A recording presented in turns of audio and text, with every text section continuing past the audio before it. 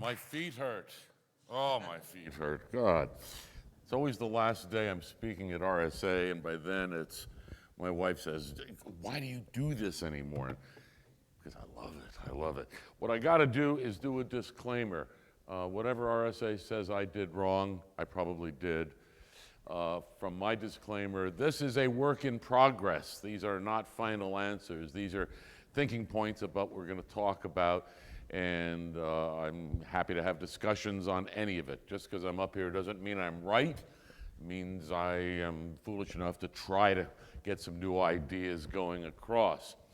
Talking about Metawar, and it's a hopefully a little bit of an obvious term, conflict in the metaverse, and the difference between information warfare, cyber warfare.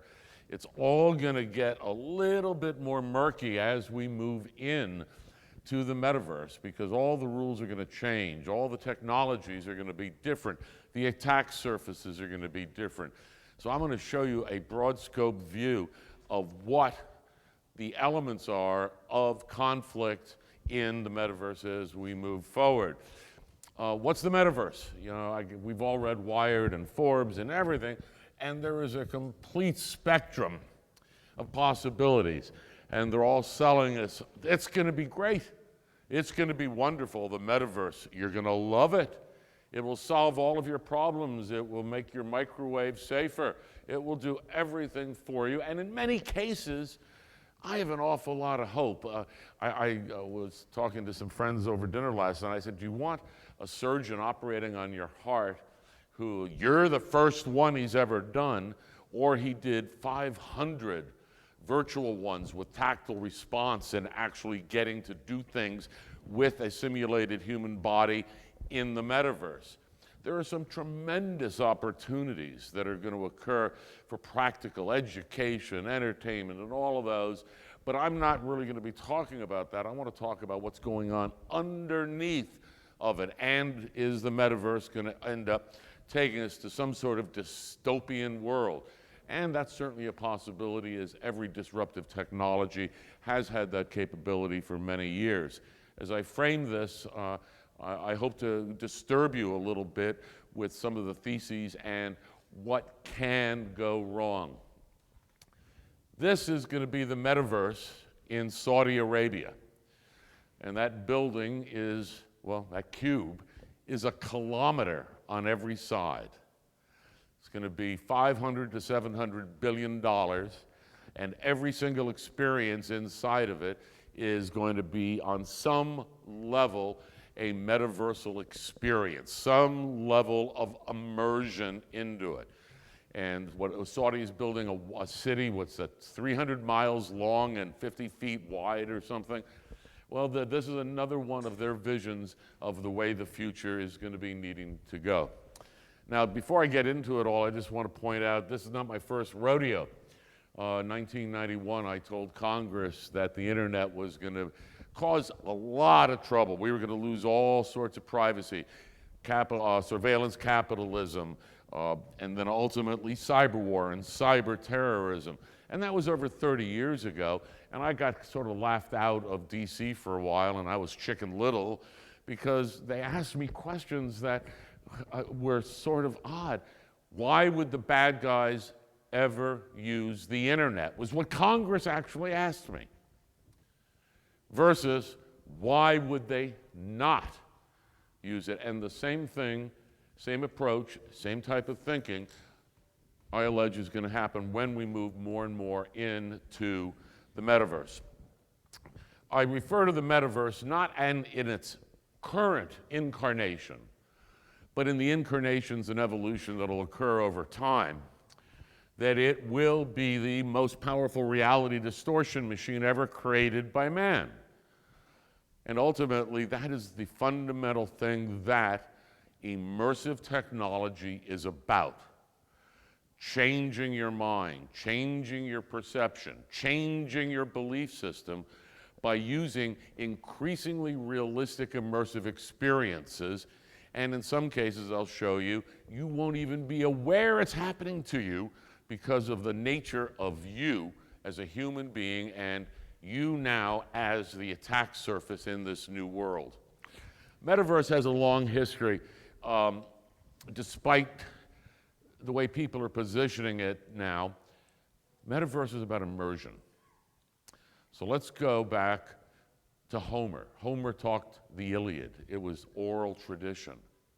Oral tradition, sitting around a campfire, listening to a story. We've all done it. And you get absorbed. You listen to audiobooks. You get absorbed. You read a book, and you're getting a visual representation of it. One dimension is all that is. That's the visual dimension of the written word. Gilgamesh, done in 1900 BC. That was storytelling and an immersive experience that now has survived for 4 millennia because it is such a powerful story. And powerful stories are immersive regardless of the technology used. So the telephone came along, the first time that we could have a human and a human having a conversation, communication with man-made technology in the middle. Samuel Morse, telegraph, was worried about spying on the telegraph lines and originally wanted everything buried, all the lines buried underneath. No, he lost that one. And so spying on the telegraph and early telephones was as normal as it is today in the world that we live in on the internet. One of the greatest immersional experiences that really messed people's mind was Orson Welles on October 31st, 1938. He was doing the War of the Worlds over the radio, and people in New Jersey became so immersed in the storytelling experience and methodology that he used that they were running in the streets absolutely convinced the Martians were going to be killing people in Otter's Grove, wherever that town is in New Jersey. An amazing example, again, one sense, one-dimensional, only the ear. Radio dramas began in the 1920s and still last today because we have new forms of it and podcasts and what have you. But one dimension, you're listening to the content. Your brain is translating and imagining a perceived reality, whatever that reality is. And it's going to be slightly different for each one of us. But we've been increasing the technology and immersional capabilities all the way from back in the 1920s when tech really started getting going, and today with 8K, 16K, 12K, whatever it is, but we don't have what we call retinal foveated vision, and I'll explain that in a little while, which means that is our visual reality. This we cannot reproduce yet. Apple says 2025, I go, maybe. I just don't believe it's going to be that disruptive in 2 years. But by 2030, we're going to have displays of some sort, whether it's a helmet display, a projection display, a contact lens, something that will give us this visual reality. That is going to be a huge disruption for society, because then I've got at least 2 dimensions of immersion. Sound, because we've perfected binaural sound pretty well, and immersional video. So this brings up the question, the heart of it all. What is reality?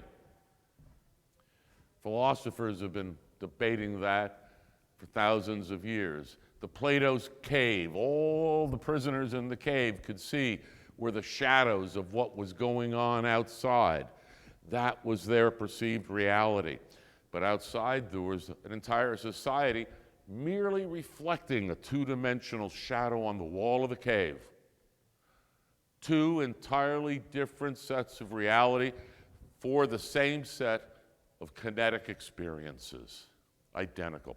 So, are we a simulation? That conversation has been had.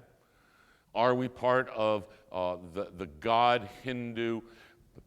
Is that interpretation correct of what reality is?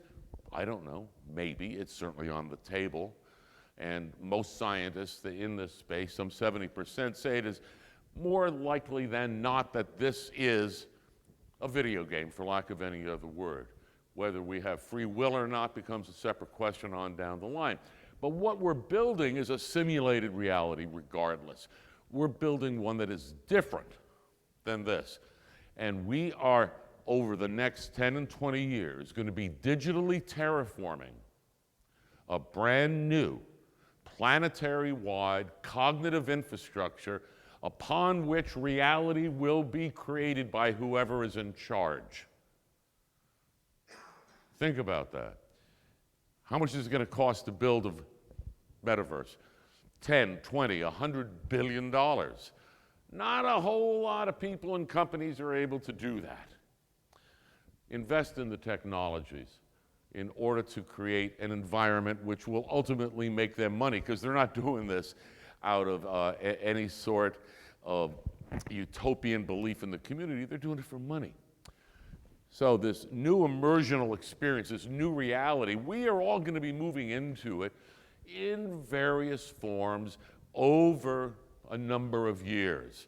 So today's immersional capability, today's metaverse is merely a step on the curve of the continuum of greater and greater immersional capability, precision, granularity, and the ability to convince you, to absolutely convince you that what you are experiencing is real, if we even know what real is. But that is where we are taking all of this technology.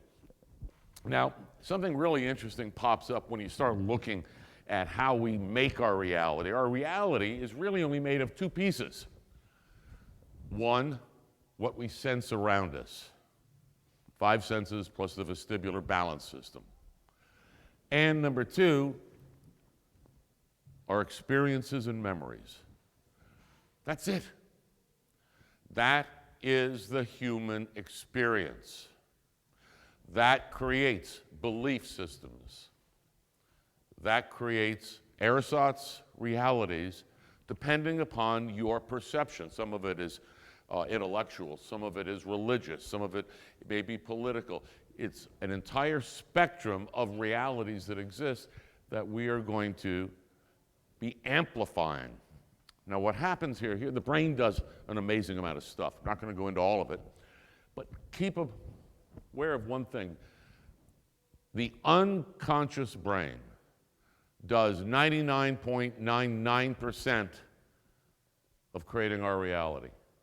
Almost 100%. We are only aware using maybe 1,000 bits a second. That's it. So if we've got 4 times 10 to the 11th bits creating reality, unconscious, unaware to us at all, and only 1,000 bits of it we're aware of, I'll let the philosophical implications, let you figure that out for a while, and that'll be part of our discussions later on. This is the new network attack surface. Who's laughing at that? That's the new attack surface. The new attack surface is our senses. It's meant to deceive. It is meant to influence. It is meant to create a belief system that the content orchestrators of what we're perceiving want us to see, want us to believe. Sort of like Penn and Teller wants you to believe in magic. David Blaine wants you to believe he can hold his breath for 4 hours. David Copperfield wants you to believe he fell over Niagara Falls. And often we are looking at, holy shit, how did they do that? That's the conscious part of the brain fighting the unconscious part of the brain because it doesn't make sense. The vast majority of what we see as our reality right now is in the past. Somewhere between 250 and 750 milliseconds in the past, because we only see a very small amount of what's about us.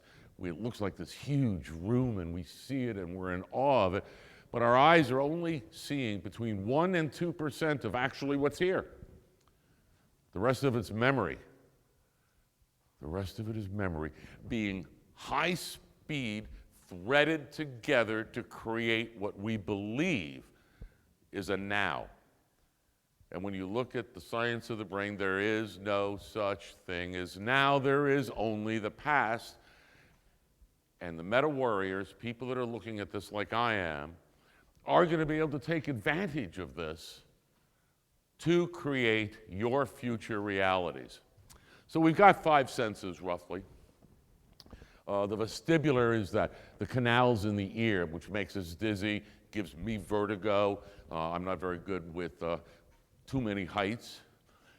But our 5 senses are what create reality, fundamentally. And 90% of it is between our eyes and our ears. But everything else, the other senses, do something. They talk to a different portion of the brain. They talk to the amygdala, the emotional fight or flight portion of the brain, of which we have 0 awareness, 0 conscious awareness. That's when you're walking down the street and suddenly you turn because there was a firecracker, there was a noise, there was a bird, there was something that attracted your fight or flight response to the amygdala through a sensory input.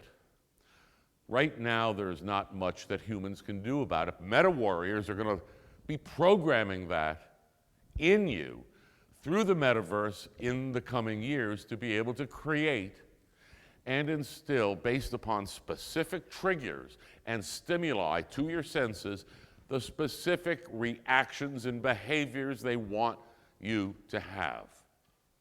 None of this is science fiction. It's just very early science. Same way that when I presented the internet and cyber war and cyber terrorism 34 years ago, I was crazy. I was out of my mind, but I was just looking at the science. And when I look at this science, the answers are even more profound. Now, here's something that's really interesting. All of the senses on the left, that portion of our perception of reality is 11 megabits. That's it. 11 megabits of input through our senses. Astoundingly small. But something is wrong here mathematically. When we look at full retina reality, vision-wise, roughly 576 megabytes per scan. We scan at roughly 77 frames per second in the way our optical system works. 576 megabytes of information becomes optically 10 megabits before it even reaches your brain. How's that done? The retina. The retina is an overlooked, amazing piece of biological technology that optimizes experience. When we look at things, we see only a very small percentage of our full viewing area. Very, very small. The brain is filling in the rest with memory. And the reason we have so-called peripheral vision is because inside of our retinas, certain of the retinas are tuned specifically for motion only. So the furry things that you see that are floating around, those are all artifacts of the side of the retina kind of glitching a little bit while it's trying to average out and make non-intelligent sense, sort of like firmware.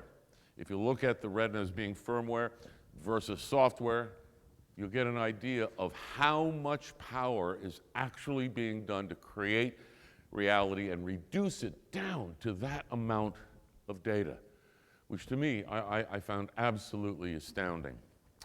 I wrote a couple books on time-based security, analog network security, and what have you, and I started looking at the senses of our body, and I started looking at them in the time domain. And every one of our senses has a different sequence of time. Roughly, if you're a neuroscientist, don't get on my case because I'm doing a very rough estimation. Roughly, it's 250 milliseconds from the time that a stimulus, a trigger hits us, to which we can react, whether that's a muscular reaction, whether it's press the mouse reaction. some sort of reaction to a stimulus. The fight and flight is going to come through the amygdala and be somewhat faster and bypass all conscious thought. You're just going to react. And we all have that. Knee-jerk reactions, whether they're conscious or bodily motions, those are every bit of this. Every one of our senses has a time-based component, and it has specifications. It has specifications to bandwidth. Our eyes see 0.00035% of the entire electromagnetic spectrum. Our optical system filters everything else out. We only hear from 20 to 20 kilohertz. Our auditory system filters out subsonics, supersonics, and ultrasonics. Completely filtered it out. The body sensory organs are protecting us from a piece of reality that can be made, can be manifested, can be created, and will be created in the metaverse in order to mess with us. The brain is a time machine. There's 40 different types of cycles, some electromagnetic, some biochemical, that are going on in the brain that are all analog functions and waveforms that can be interfered with. VR, these helmets, when we start introducing these types of influences with well-known bandwidths, well-known response times, well-known constraints and limits on performance, do you think we're going to sit by and have somebody not screw with it? People are going to screw with it because they can, and they're going to make money out of it. If you'd like to suffocate in VR, cool. There is actually work being done at DARPA on digital waterboarding. We can do it. And we do it because when the water in waterboarding tickles, that is merely a simulation that can be recreated using other sensory triggers. Why would we not do it? Why would we not do something that's evil? Because we can. So DARPA, CIA, God bless, we can do this. This is obviously very, very early technology, but there's not that many tastes. There are not that many smells. And orchestrating flavor, and flavor is the key word, is what chefs do. They will take 52 different ingredients and orchestrate them perfectly, absolutely perfectly, to create a taste. Same thing is going to be happening here, and I don't want to refer to the Star Trek machines and all that, because that's creating matter out of energy. We're not going to go down there. But we do have this capability, and I've actually been to a museum in New York City a couple months ago where they have paintings and artwork that are entirely smell-based. And it's quite an experience. So when you go to an open house, the one thing that is guaranteed to make you buy that house is the smell of chocolate chip cookies in the kitchen, isn't it? Smell and taste, whether it's real or simulated, go direct to the lizard brain. They don't go to your prefrontal cortex. They go to the lizard brain in order to get an emotional response. And so much of what we as humans are emotional creatures. How can I influence it? How can I control it? How can I make your behavior meet my goals? Now let's add some other pieces to this. Thus far, basically we've been throwing content at you. And that is called passive meta-content orchestration. It's like a movie. You're a movie producer, and you've got to orchestrate the sound effects and the actors and the visuals and the CGI and all of the bits to go into creating sound and vision. Varying degrees of believability, various degrees of immersion, depending upon the director, the technology, the viewing experience, all of that. But when we start adding in haptics, the body feedback, we can through an OODA loop, observe, orient, decide, and act, a very key cybersecurity control mechanism, and start building this into an active meta-content orchestration, the human then becomes part of actually fooling himself when it is all designed correctly by the meta warriors. So right now, face tracking. iPhones have, they're roughly 1250 hertz, sending out about a megabit of data on what your face is doing. Now this gets really interesting. Right now, okay, that's annoying. What data are they doing with it? Fine. But one of the tracking mechanisms that has not been employed yet, and will be, is called saccadic movement. And that's our eyes that are jittering around roughly every 30 milliseconds. Again, we have all the science on the target. We are the target. We are the attack surface. We know the range of our biological and mental capabilities and susceptibilities. This is known. Saccadic movement, what if I'm tracking saccadic movement? While I want to introduce content to you that you're unaware of. Well, that's called blindness. The human sensory system has many blind spots. Optimizing the transmission and introduction of data or experience to those sensory mechanisms while there is a blind spot means I don't want to talk to this brain. I want to talk to this brain, the animal brain behind me. I'm going to get better results than I am if I just talk to the front brain. We don't know how to do all of this yet, but we certainly see the path forward as to what is going to be happening. Then we add in mocap or full bodysuits. What's the first killer app for full haptic bodysuits in a VR environment?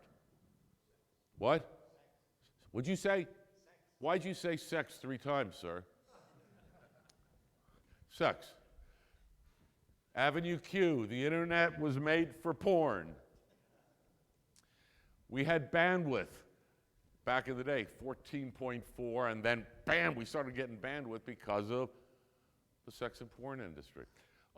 When we get into this level of highly articulated and granular haptic mechanisms, whether they're receiving haptics or triggering haptics, the sense of reality is going to be dramatically changed, and that is going to happen well before smelling and tasting is going on, because we're playing with this stuff right now, and with nanomachines, with MEMS, all of that technology exists and needs to be engineered and scaled into something that's going to be a consumer product. When I add more biosensors in, wouldn't it be cool if an advertiser knew that if I saw a commercial and it said Oreo cookies, that they would know that the salivary content and some chemical composition of my body is oozing out a response? We're going to do it. It's going to happen. Why? Because we can, and it's going to make somebody a lot of money doing it. Are we going to need all of these? I don't know. We're going to certainly be using some of them, the ones that matter the most. We're going to have body area networks as the endpoints, where our body is only part of the network response. But we're going to tie directly into this.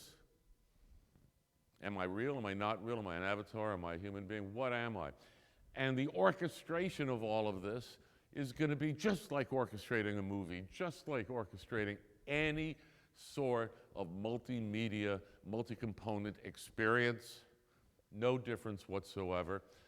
And the key is going to be using time delays and synchronizing events with the blind spots, synchronizing those events with other events in order to get force amplification where I receive stimulation on 2 or 3 different fronts at the same time in order to amplify the result that I'm looking for, and to take the gentleman's experience with sex, the amplification of senses using multisensory input is a perfect case where something like this would be done. So here's the way it's going to work. We've got a lot of gazintas Then we got a lot of the gazoutas, and I'm not going to get into all of the details, but this is fundamentally what we're going to be dealing with as an architecture for the metaverse. What we're going to require at the end. Metaverse is evolutionary, getting more and more immersive. The end of it is called the meta point. The meta point is that period of time when I can no longer distinguish between our default reality and my immersive reality. Think the holodeck on Star Trek. That is where we are going. In order for us to start building an architecture, the existing internet cannot be used. That's why I said we're going to be digitally terraforming an entire new architecture. And look at the technical requirements. We need to have a latency of under 5 milliseconds in order to make this work. Why? Because of the biological imperatives and latencies that are built into our sensory systems. Otherwise, we get a lag, and it's like you see the lady's mouth moving, and it's out of sync on TV when you're watching Netflix. We hate it. Our brain hates that. And it takes away the reality, takes away the believability of the situation. And we are going to need some massive new protocols and new communication mechanisms that are going to be able to handle this. We're going to, and this is Intel's number, not mine, they say we got to go at least 1,000 times more GPU and CPU to be able to make any of this work. Our visual field isn't 4K. Our visual field sits somewhere between 12 and 16K. Massive amounts of data that has to be foveated, and that's that process of taking this and making it only that 1 or 2% of what really matters when we're looking at the world around us. So you take all of this, and today we all seem to care about PII. PII is going to be dead. It's going to be replaced with PIB. What is PIB? Come on, sex guy. Personally identifiable behavior. Because what is more important than PII to anybody is to be able to know exactly how you are going to react to any given situation. And this is part of the design aim that the meta warriors are going to be looking at as we evolve down the technology road. We're going to have multiple cloud layers. We're going to have multiple issues of data streams that are going to be both upstream and downstream and have to be time synchronized in order to give us, humans, an appropriate non-latency filled experience. Now, today we use an IFTTT downstairs. I guess we would call it a SOAR platform of some sort. And this is sort of how the first level of this is going to be. We're going to design an immersive experience, whether it's on a Roblox or it's going to the movies, you're going to whatever the experience is, doesn't matter. That's where we're starting. Since November of 2022, this is all going to go away in a matter of a couple years because we're going to put AI in the feedback loop. Do we want AI building immersive experiences for human beings? You can answer that later. We're going to have 3 classes of Metawar, just like in information warfare, going after the individual, companies going against companies, companies going against the individual, and of course, nation-state Metawar. Russia declared Metawar on us in the 1960s. Professor Bezmenov, KGB, ran the disinformation campaigns out of Russia, basically says, we're not going to go to war with the United States, and this is 1984. He says, all we have to do is make you believe everything that's not true. Sound familiar in this country for the last few years? Now let's make it even more believable. Let's make it more immersive. So, from a security standpoint, the problems are, I'm sorry, sir? You're missing Skynet in the list. I'm what? Skynet.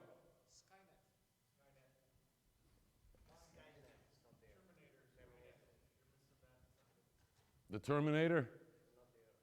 We'll do the Terminator later. Confidentiality and integrity. Obviously, the confidentiality issue is on all this data going back and forth isn't so much the PII, it's a dynamic suite of information that will be able to predict behavior. It's going to emulate the way the brain works. I got a sensory input, I have a memory bank, the AI is going to do its thing, and it's going to create a new reality for me. All I have to do now is grab all this data up and down and up and down. How are we going to protect that when we have, in the vision of the metaverse creators, up to millions and millions of people sharing a hallucination in real time? The amount of power, the amount of backbone required for that and communications with zero latency is profound. But once I grab a hold of it, I've won. Trust. When we look at edge servers, when we look at the main servers, when we look at the full cloud servers, the amount of trust that we're going to have at so many different places within the metaverse architecture, when I started really digging down and drawing schematics, it became incredibly unwieldy, unbelievably complex as to how to even orchestrate trust relationships between all the pieces. Advertisers, meta-survey. We're already on a surveillance capitalist society. Now we're going to do meta. So I'm walking down the street with my whatever technology I have, and I get paged from the drugstore across the street. I get paged from McDonald's because they know I'm hungry. They know I'm thirsty, depending upon the depth of the immersive experience you're willing to subject yourself to. Disinformation. When you're into disinformation, the more complex the information delivery system, the more you're going to believe it. How many people, not in this room, but how many people believed that Oliver Stone's movie, JFK, was history? How many people believed Fox, and I can't say the word news after Fox, but how many people believed that stuff? Disinformation, some of the greatest work being done, if you look up the name S.J. Terp, T-E-R-P. I wish I had time to go into some of her stuff, but it is an amazing analysis of disinformation at the nation state and NGO level. When we get into crime, should we allow meta-murder in the metaverse? What about meta-sexual abuse? Meta-rape? What are we going to do about this?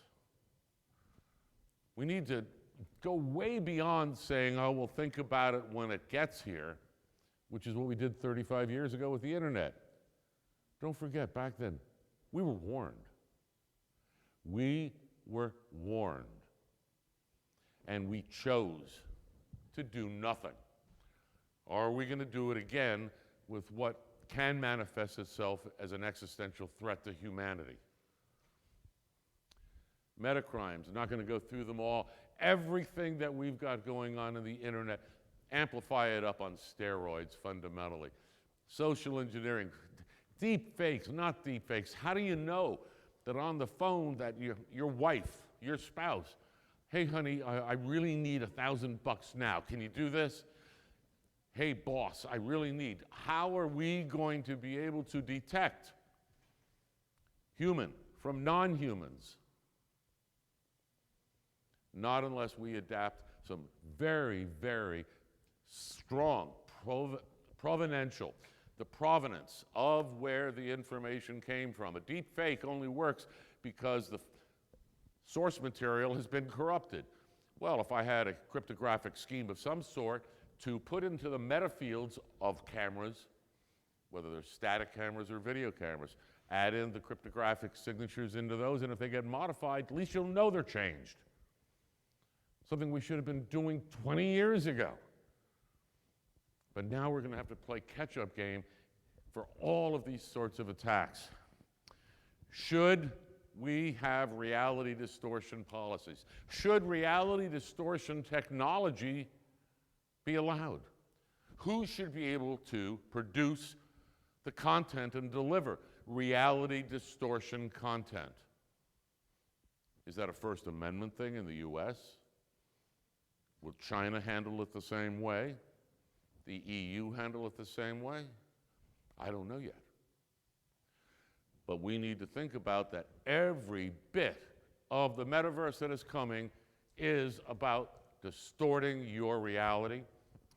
And they're going to do it also through addiction. Every time a 6-year-old girl gets a like on Facebook, she gets a few more chemicals of serotonin or dopamine. Then does it again, and does it again. Didn't we see this by Pavlov in the rat cages about 50 years ago? Nothing different. Social addiction to so many elements of the internet are already showing the catastrophic effects it has on people because we allow ourselves to get immersed and believe that people really like me. You're not Sally Field. No, people really don't like you. They're just trying to be nice. What do we do about social addiction policies when it comes to reality distorting technology? Do we want to release this stuff or not? Do we want this stuff in the field? Do we want it to become as ubiquitous and as easy to manipulate as Adobe Premiere today? Yet do it for metaversal construction of alternate realities.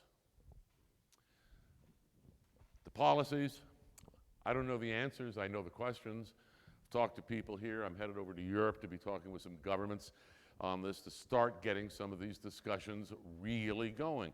An awful lot of it is not that terribly different than what we've been doing now for the last 40 years with networks, but it's looking at the human being as being a significant component of that network architecture and the primary attack vector and new attack surface for the bad guys.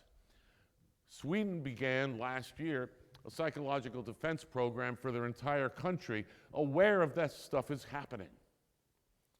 They're at the ground floor. In Holland, I'll be talking with their military and government, trying to get some of these groups together. Canada's already interested. I doubt I'm going to have much success here in the US right now on it. And these are the fundamental theses that I came up with as to why are people doing this? Why? And it's money. It is really about money. The entry price, the cost to walk in the door and become a participant, a meta-content platform and creator. You're looking today at $10 billion at a minimum. What did Mark Zuckerberg, he spent $10 billion so his avatar could have legs? Was that well-spent money? That's how much money they have to pee away to build this thing, which means that they're the ones that are going to be in charge. And the only reason they're doing it is to get a return on investment. I understand capitalism. I understand socialism as well. But in this case, that is the only goal, and we have to decide if we want that to allow that to happen. Do we want this technology to proliferate? Same questions being asked now about AI, various iterations of that. That's why I put AI into the feedback loops on this, in order to show how much more complex it can be and how much more out of control human beings will be if we integrate certain of these technologies together and let them run on their own. For me, this is deja vu. I did this for 20 years, starting back in 1988, with what I called information warfare, cyber war, cyber terrorism, and largely ignored. Again, we were warned. It wasn't just me. It was the National Research Council. It was Peter Neumann. There were a lot of people that were warning about this. But when the primary question comes back from somebody, well, what's a mouse? What do you mean double click? And that was the level of technology awareness in the late 80s and early 90s throughout most of corporate America and the Pentagon. We didn't have a lot of hope back in those days. So what do we care? RSA wants me to tell you how to make this actionable. Every company is probably asking the question right now, does the metaverse matter to me? Does it matter to my company? Do I care? You may not, you may. The number one thing Same thing you tell your employees. Be aware of it. Be aware of it. Follow it. Find one geek in your company who just, hey, keep up on this whole metaverse thing and, give us a report, a couple-page report once every 6 months. Let us know of something disruptive. Be aware of the technological movements forward. Be aware of the integration of technologies that create a synergetic, disruptive result. Be aware of them and follow them. Don't ignore it. Because we didn't, before November 2022, who would have predicted ChatGPT coming out and doing what it's doing? Before June 29th, 2007, only the insiders at Apple knew that there was going to be an incredibly disruptive technology. And the iPhone certainly did that. Find somebody to get behind it and understand it, stay aware of it. And if you're talking about implementing it, be very, very careful and get into some very deep conversations. Your biggest problem will probably be financial. It's going to be an expensive thing to get into, number one. And number two, your backbone, your corporate enterprise backbone. Can it handle it? Yes, no, maybe, talk about analysis. And then you gotta let your C-suite know that you're even, they may not be thinking about it because they can't see that far in the future. But you can. And you can help get them positioned to at least be aware of what is going on. You guys have been awesome. I hope to have given you an overview. Thank you very much for your time.